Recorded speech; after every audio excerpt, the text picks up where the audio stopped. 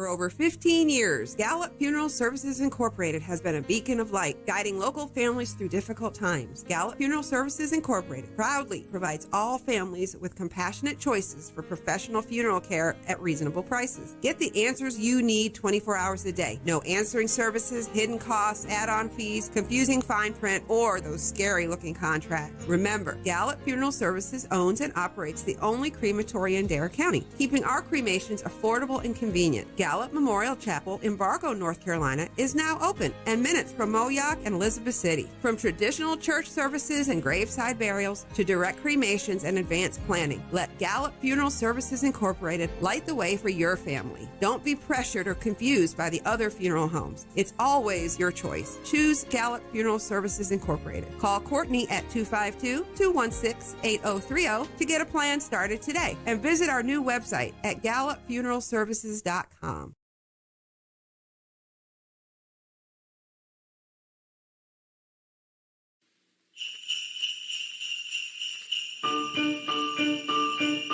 24 days for Christmas shopping, 24 days to fill the stocking, 24 days for Christmas shopping, only got 24 more. Hi there, Christmas is coming. Have you done your shopping? Only 24 days left.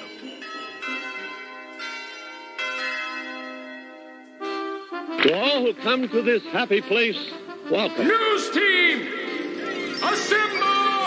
Joining us live because if you want to know anything about the Outer Banks, Sam Walker's the dude to fill you in. The sea was angry that day, my friends. Like an old man trying to send back soup in a deli. Always appreciate talking to you.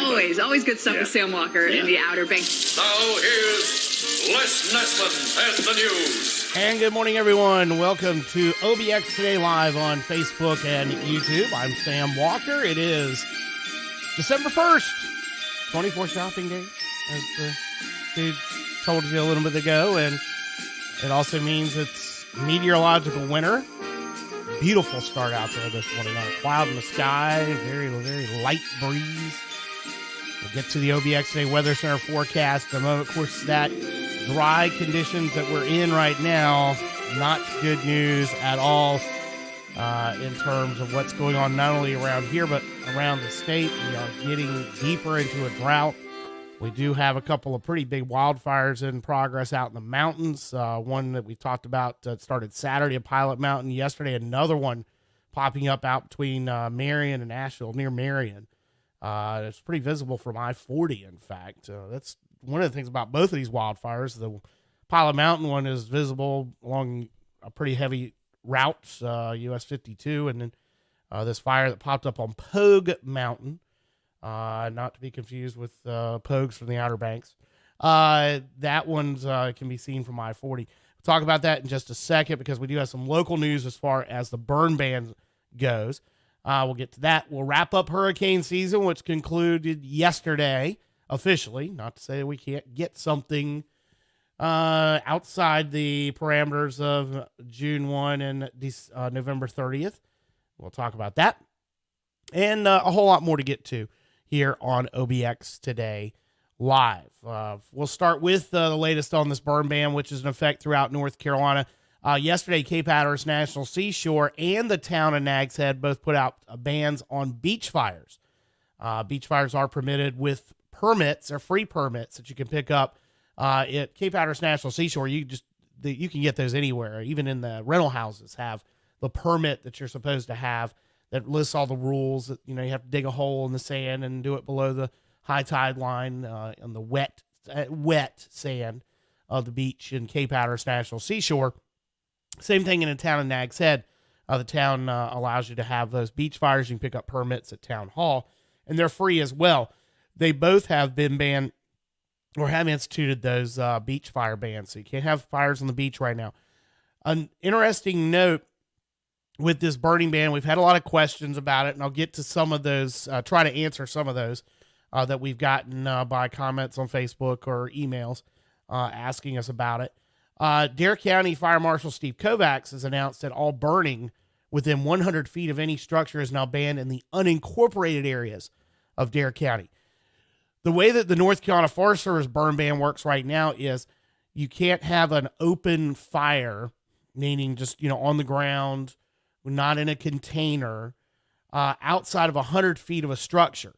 Now, of course, that some people say, well, that doesn't make sense. Why would you have a fire close to a house? Well, that's because you would have at least a water source available. That's why that 100-foot barrier is in. But local jurisdictions, municipalities, the towns, cities, and counties can institute further bans. That's what's happened in Dare County.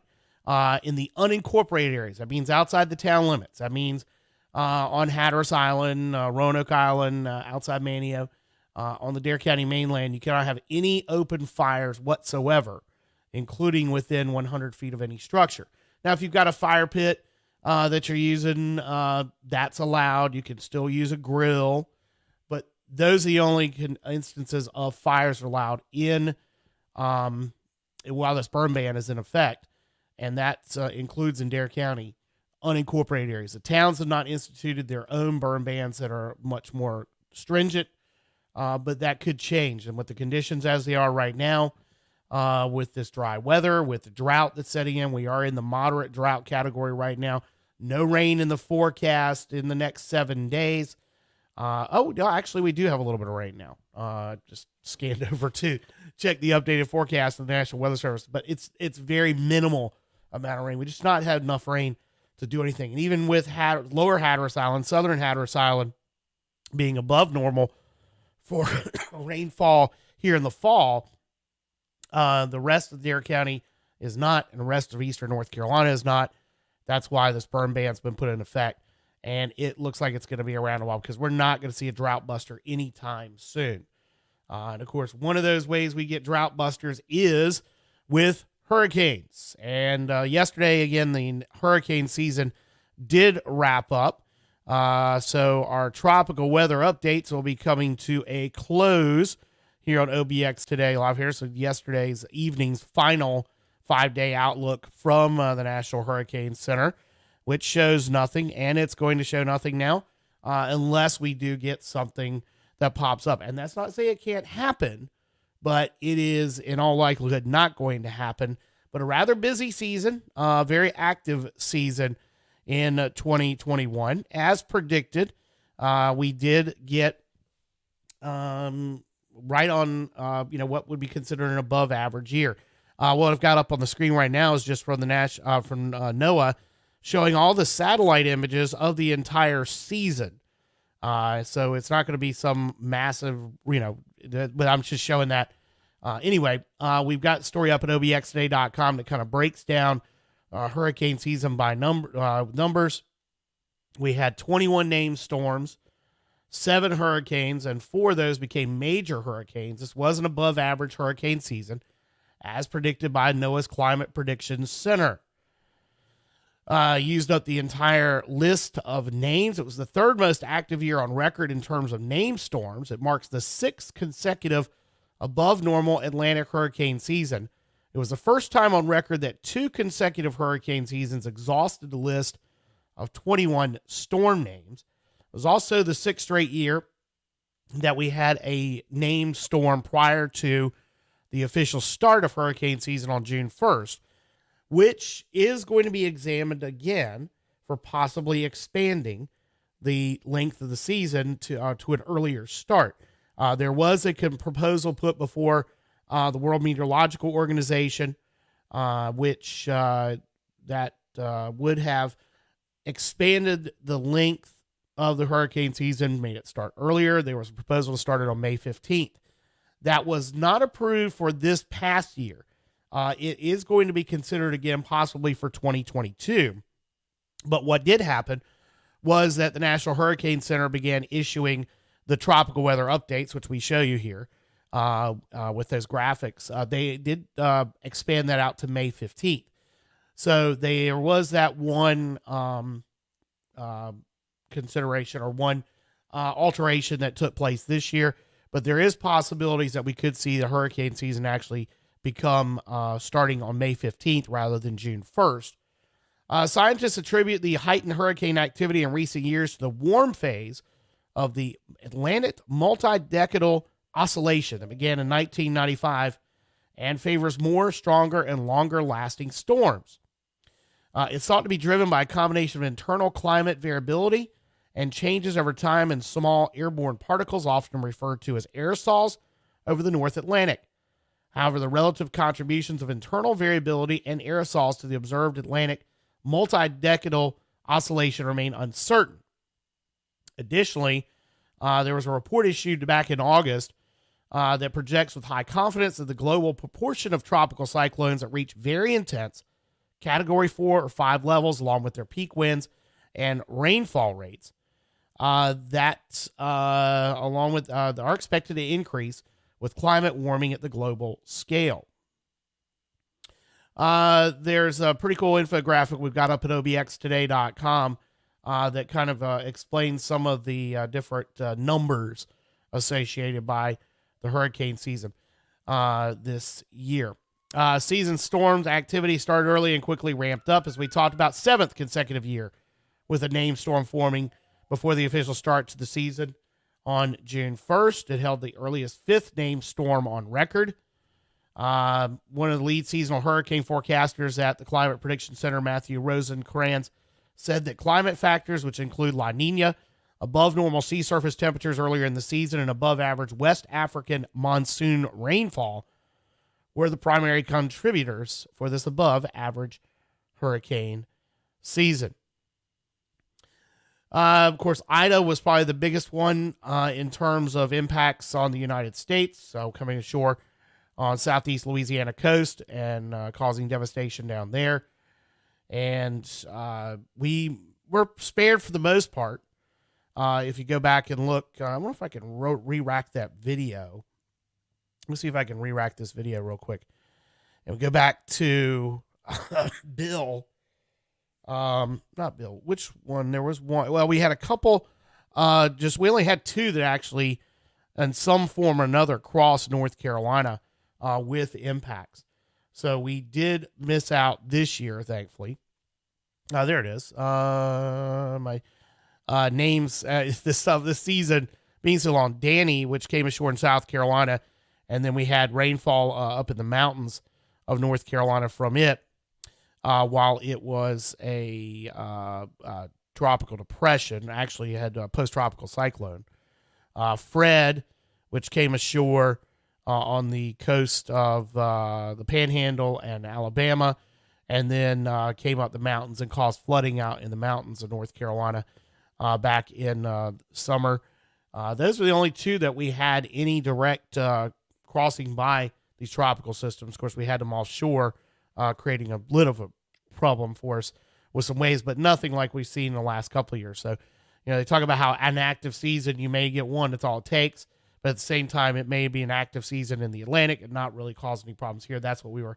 So fortunately, we did not have to deal directly with the hurricane this year, but just some minor impacts on the Outer Banks.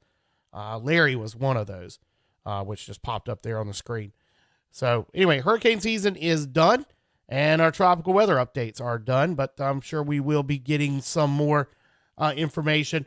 Right now, the hurricane season is scheduled to begin on June 1st. Like we said, that may change. NOAA will issue its initial season outlook in May, as well as Colorado State, NC State. They all predicted a very active season.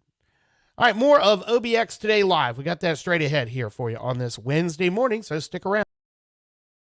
For over 15 years, Gallup Funeral Services Incorporated has been a beacon of light, guiding local families through difficult times. Gallup Funeral Services Incorporated proudly provides all families with compassionate choices for professional funeral care at reasonable prices. Get the answers you need 24 hours a day. No answering services, hidden costs, add-on fees, confusing fine print, or those scary-looking contracts. Remember, Gallup Funeral Services owns and operates the only crematory in Dare County, keeping our cremations affordable and convenient. Gallup Memorial Chapel in Bargo, North Carolina is now open and minutes from Moyock and Elizabeth City. From traditional church services and graveside burials to direct cremations and advanced planning, let Gallup Funeral Services Incorporated light the way for your family. Don't be pressured or confused by the other funeral homes. It's always your choice. Choose Gallup Funeral Services Incorporated. Call Courtney at 252-216-8030 to get a plan started today, and visit our new website at gallupfuneralservices.com. Our pet of the week for this week is Cleo. Cleo is 8 years old. She was a transfer from a high kill shelter where they did not have enough room for her. She loves all the toys and treats, and as you can tell, a hot dog is the way to her heart. She's looking to be the only animal in the home where she can live and get all the love from her new owners. To adopt Cleo or foster one of our other animals, you can come visit us Monday through Saturday at our shelter located in Manio. This week, join us at the Duck Yuletide celebration, Saturday, December 4th from 3 to 5 p.m. There will be music, food, lighting of the crab pot tree, and of course, Santa. For more information, visit our website at www.obxspca.org or visit our OBX SPCA Facebook page.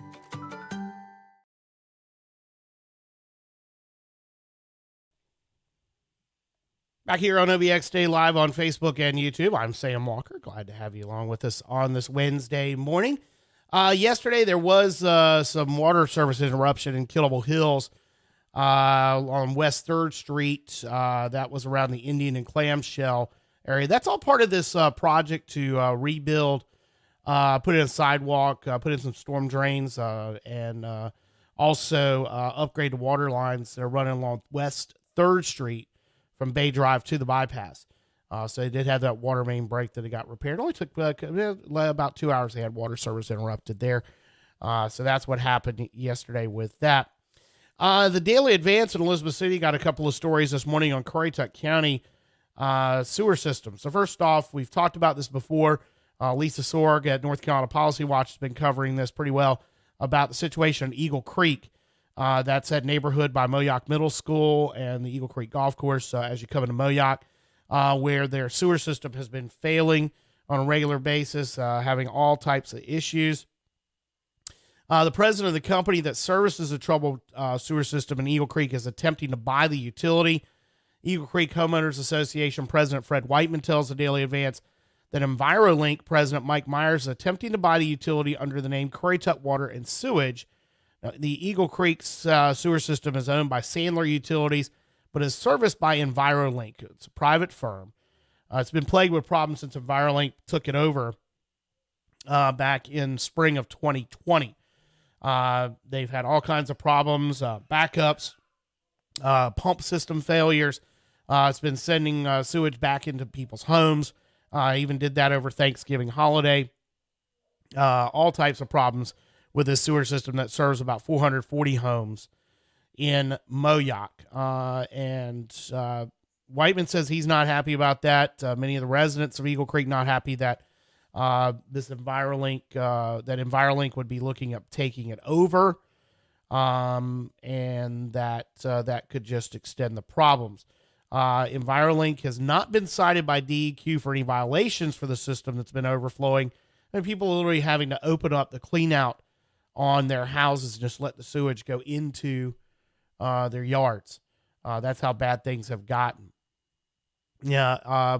Now, NC Policy Watch reporting that while EnviroLink, which runs a number of small similar systems around the country, 400 of them, in fact, both private and public, that they have not been hit with any violations by DEQ, but it shows that at least 15 systems that EnviroLink manages racked up 90 violations since 2018, accounting for more than $91,000 in fines. Whiteman telling the Daily Advance that if you talk to some of the other places that are using EnviroLink, they're not going to give very good reviews. Now, Currituck County does have a couple of separate, or has a separate wastewater treatment plant that they run, and they're looking at three options. Currituck County Commissioners, according to a report from the Daily Advance, looking at possibly selling it. Now, the plant currently has a capacity of 99,000 gallons per day. Currituck wants to expand it to 300,000 gallons to meet future growth needs of Moyock. Now, they only have 327 residential customers, 38 businesses on that plant. That's located about a mile south of the state line. Commissioners plan to explore entering into a public-private partnership to expand the plant. The county could also finance a $17 to $20 million project and use future sewer revenue to pay back the debt. But if the county finances the expansion, the plant's not expected to be completed until October 2024. All right, let's see, getting into COVID-19 update from Dare County, seeing the positive test percentage up over the past week and the number of tests.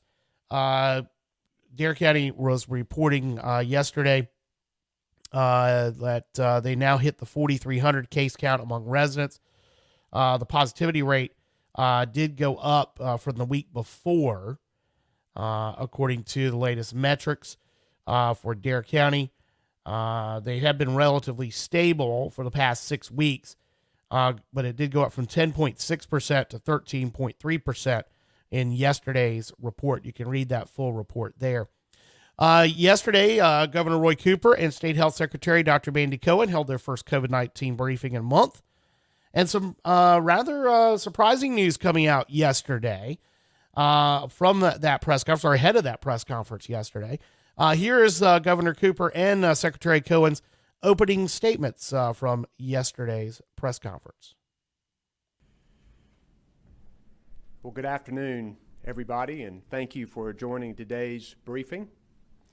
As of today, we have had 1,534,005 COVID cases, 1,755 new cases reported since yesterday, 1,131 people in the hospital, and 18,740 people who have died. As we mark our second holiday season of the pandemic, we're fortunate that this year's Thanksgiving looked different from last year's Thanksgiving. Thanks to remarkable COVID-19 vaccines and the millions of North Carolinians who got them, families and friends were able to gather more safely this year, sharing hugs and good food. Thanksgiving this year did feel more normal, but we're all painfully aware that we haven't fully defeated this pandemic.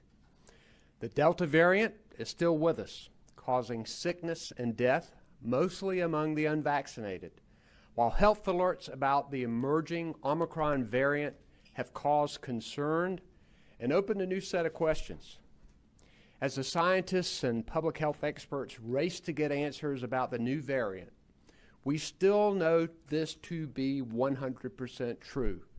Getting more people vaccinated is the way out of this pandemic. If you haven't been vaccinated and you're worried about the Omicron variant, get your shot today. If you want to make your Christmas gathering safer, get your shot today. These vaccines are safe, effective, and they're free. And they're saving lives every minute of every day by preventing people from getting severe COVID symptoms that could land them in the ICU or worse. And if you don't believe it, get off the internet and on the phone with your doctor. If you were vaccinated at least 6 months ago or 2 months ago for the J&J vaccine, go get your booster because it will strengthen your immunity. Make your appointment for that booster today.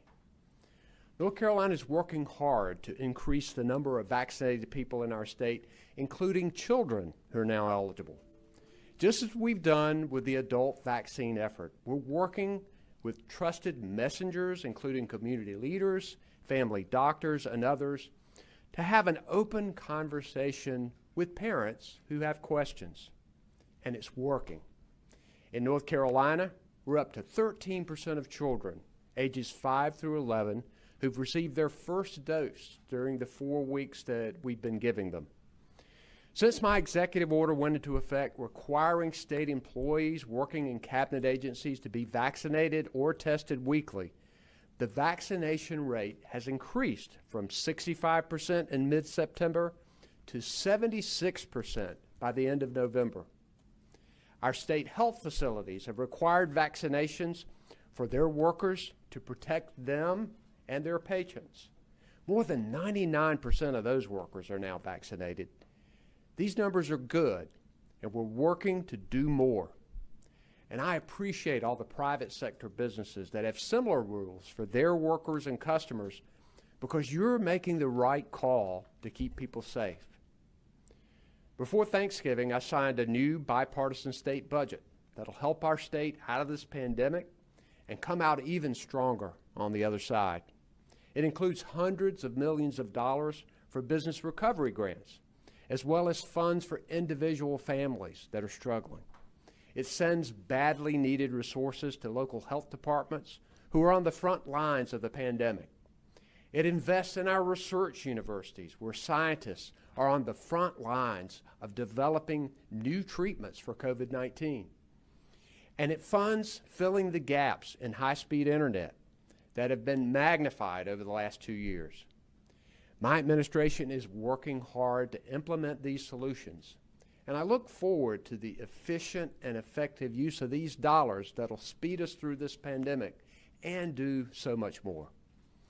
Now I'd like to ask Dr. Mandy Cohen, the Secretary of the Department of Health and Human Services, to provide an update on our state's COVID-19 trends. Dr. Cohen?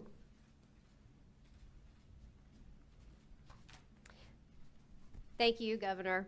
Before we dig into the data, I want to take a minute to talk about the new COVID-19 variant that has been making headlines. All viruses change over time, and COVID-19 is no exception. The latest variant, Omicron, was recently designated as a variant of concern by the World Health Organization, and we still have a lot to learn about Omicron. Over the next few weeks, scientists will be looking for answers to several questions. Is this new variant more contagious? Does it make people sicker? And how will it impact our immunity and our treatments? Cases with the Omicron variant have not yet been detected here in North Carolina or elsewhere in the United States, but many experts believe it is likely already here. Now, while there's no need for alarm, we do need to continue to closely monitor the science and data on this new variant. And with that, we'll dive into the data. This first graph looks at people who come into the emergency department with COVID-like symptoms. It's our earliest detection mechanism.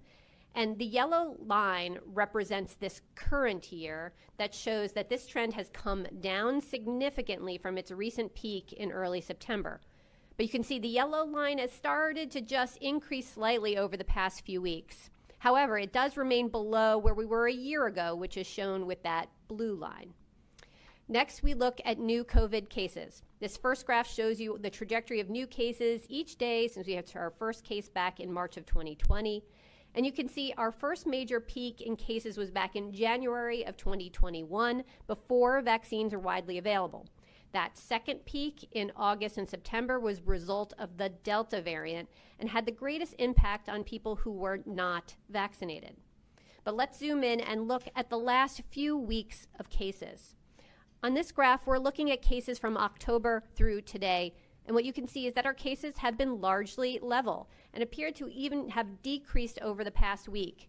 Now, we've made incredible progress as millions of North Carolinians have gotten vaccinated to protect their health and that of their community. But two things to note as we look at this graph. First, testing over the Thanksgiving holiday dropped significantly. So while case numbers are lower, this is probably an incomplete picture of what's happening in our state given the low amount of testing last week. Second, we won't know for a couple of weeks if Thanksgiving gatherings with unvaccinated people will have an impact on our numbers. Next, we'll look at the percent of tests that are positive, and this graph also goes back to October. Looking at that yellow line, our percent of positive tests has increased over the past week and is above our 5% goal.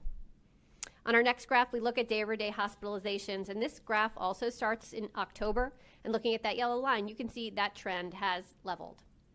The next slide looks at what's happening at the local level. This is a map from the CDC that shows the level of viral transmission. I am pleased to report that North Carolina is no longer in the red zone as a state. The CDC has our state in the orange with a substantial level of community transmission, and several North Carolina counties are now yellow with a moderate level of community transmission. And you can see, looking at the map, the western part of the state currently has the highest rates of transmission. Now, let's look at vaccinations. Today, 72% of those 18 and older have had at least one dose, and 94% of those 65 and older are having at least one dose, and that's really good progress. Next, this slide shows the percent of the population that's received at least one dose by age group. You can see many families are choosing to vaccinate their younger children now that we have a safe and effective vaccine. Getting children vaccinated helps keep them healthy and protected from COVID-19. It's why I got my daughters vaccinated right away. You can see in the graph, fewer young people are getting vaccinated. And this is concerning because as we saw during the Delta surge, it was really hard to predict who's going to become seriously ill from COVID-19 or who's going to experience those long-term symptoms from COVID-19. What we do know is getting vaccinated reduces your chance of getting COVID-19 and provides significant protection from serious illness, hospitalization, and death. Unvaccinated North Carolinians are 6 times more likely to get COVID-19 and 25 times more likely to die of COVID-19 than vaccinated North Carolinians. If you haven't gotten vaccinated yet, please talk with your doctor, nurse, or other medical professional, or go to a reliable online health resource like the CDC or yourspot.yourshot.nc.gov to be sure you're getting accurate information. Don't wait to vaccinate. And like many vaccinations, boosters are needed to strengthen and extend protection against COVID-19. Everyone 18 and older should get a booster as soon as they are eligible.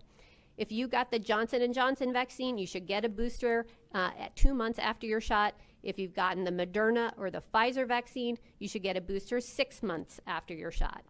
With the holidays, colder weather, and this potential of a new variant approaching, you should not put off getting your booster. Now, before I wrap up, I want to take a moment to thank Governor Cooper. As the governor shared in a press release earlier today, I will be stepping down from my role as Secretary of the Department of Health and Human Services. I want to thank you, Governor, for your steadfast leadership, your partnership, and your commitment to the people of North Carolina. You're a man of integrity, faith, and resilience, and I have not met anyone who loves the state more than you. I've learned so much from you, and I'm so grateful for the opportunity you gave me to lead the Department of Health and Human Services. I also want to thank my incredible team at the department. I am so proud of our extraordinary work and what we have accomplished together to improve the health and well-being of the state. I'm forever grateful for your sacrifice and hard work. And while it's hard to step away, it's the right time for me personally and the right time for our team. The Department of Health and Human Services is in a strong position to continue to carry out its mission, and in choosing Chief Deputy Secretary Cody Kinsley as the department's next secretary, the governor has chosen an incredible leader to take the baton to run the next leg of this race. It has been an honor of a lifetime to serve this state at such an important moment in history. Thank you, Governor. All right, there you go. That was yesterday's briefing with Governor Roy Cooper and Secretary Dr. Mandy Cohen. And Cohen announcing yesterday that she will be stepping aside at the end of the year from that position, cabinet position, and taking time off before her next adventure. Had a chance to interview Dr. Cohen face-to-face back in 2017, not long after she had been appointed. Actually, in her first months. 17. So 2017, she'd come down for an event at Captain George's in Killable Hills. I want to say, it's been so long, so many stories in the last 5 years, but it's just such a nice person. That's one thing about Dr. Cohen, has been a soothing voice, if you will, throughout the pandemic with the updates, very concise, and look forward to seeing what her next steps are. And give her congratulations on a great term as Secretary of Health and Human Services here in North Carolina, and having to deal with the pandemic, something no one's ever had to do before in that cabinet position. It is OBX Today live here on Facebook and YouTube. I'm Sam Walker. We'll have more right after this. For over 15 years, Gallup Funeral Services Incorporated has been a beacon of light, guiding local families through difficult times. Gallup Funeral Services Incorporated proudly provides all families with compassionate choices for professional funeral care at reasonable prices. Get the answers you need 24 hours a day. No answering services, hidden costs, add-on fees, confusing fine print, or those scary-looking contracts. Remember, Gallup Funeral Services owns and operates the only crematory in Dare County, keeping our cremations affordable and convenient. Gallup Memorial Chapel in Bargo, North Carolina is now open and minutes from Moyock and Elizabeth City. From traditional church services and graveside burials to direct cremations and advanced planning, let Gallup Funeral Services Incorporated light the way for your family. Don't be pressured or confused by the other funeral homes. It's always your choice. Choose Gallup Funeral Services Incorporated. Call Courtney at 252-216-8030 to get a plan started today and visit our new website at gallupfuneralservices.com. This week's Champion for Children is brought to you by Children and Youth Partnership for Dare County, helping families thrive. The Outer Banks Women's Club has been identified as a champion for children. President Jean Pratt, can you tell us a little about what your club does to help children, youth, and families thrive in our community? The Outer Banks Women's Club was formed 50 years ago with the goal of working for the betterment of the community and the preservation of the beauty of the Outer Banks. The first project the club women were involved in was building a youth center, recreational youth center, and they spent 10 years working with the community and raising funds, and they raised a lot of funds. They worked with organizations like the Children and Youth Partnerships, and in 1996, the Parks and Recreation Center was opened. We are probably best known for Angel Gift, which was started in 1987 and continues to this day. In conjunction with Dare County Social Services, who identify the families, and with the generous contributions of the community, we are able to deliver toys and gifts and clothing to the children in need in Dare County. For 47 years, we have awarded numerous scholarships to high school students who are going to college or community college that are North Carolina state schools, or to women who are returning to college after many years. A few years ago, we started the Books for Babies program with the Outer Banks Hospital. The club buys board books for the hospital that gives them to the new parents in the hope that they will read the books to their children and nurture a lifelong love of reading. 2 years ago, we started a program giving support and supplies to a new teacher in one of the local schools. This year, we expanded the program to support a local school librarian in addition to supporting another first-year teacher. The club has helped with tuition support for students interested in science to attend summer courses in Wanchese at the Coastal Studies Institute. We have also provided funding to help first flight students, journalism students, attend a regional conference. The club women donated diapers to the Children and Youth Partnerships 3 times during the pandemic. We also sponsored a Kids Fest Pirate Event Day last May with the Children and Youth Partnerships. The Outer Banks Women's Club is part of the General Federation of Women's Clubs of North Carolina, and every year we sponsor local student artwork and literature to local, district, and state levels. Over the years, many Dare County students have won awards for their work. The club women donate time, money, and in-kind goods to many organizations on the Outer Banks, including the Beach Food Pantry, Food for Thought, Children and Youth Partnerships, Interfaith Community Foundation, Dare Arts Council, Dare Literacy Council, Dare Education Foundation, Saving Lives Task Force, and the Hotline. Do you have anything special coming up that you'd like the community to know about? The Angel Gift Program for 2021 is underway. We have finished interviewing the parents for what the gifts are that they want for their children, and this year we have over 260 children in the program. On November 5th, we started putting angels on trees set up in Walmart, Publix, OBX Chevrolet, the YMCA, and Manio. And these trees will be up until November 29th, the Monday after Thanksgiving. Members of the community can take one or more angels off the tree, buy the gift, and bring it to the Bomb Center between November 30th and December 4th. Or they can donate money by check made out to OBWC and mailed to OBWC, Post Office Box 102, Kill Devil Hills.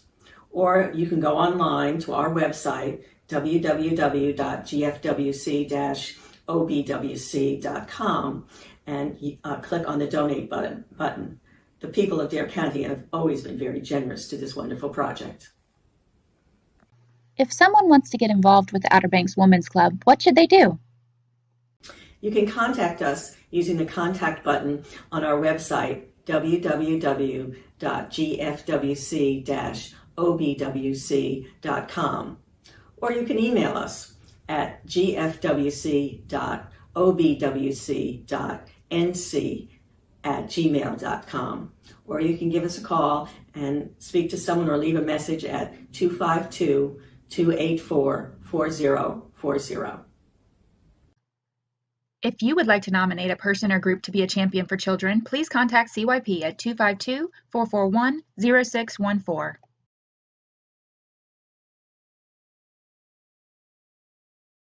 Back again on OBX Today Live, presented by Gallup Funeral Services here on YouTube, the Sam Walker OBX YouTube channel, and OBX Today Facebook page.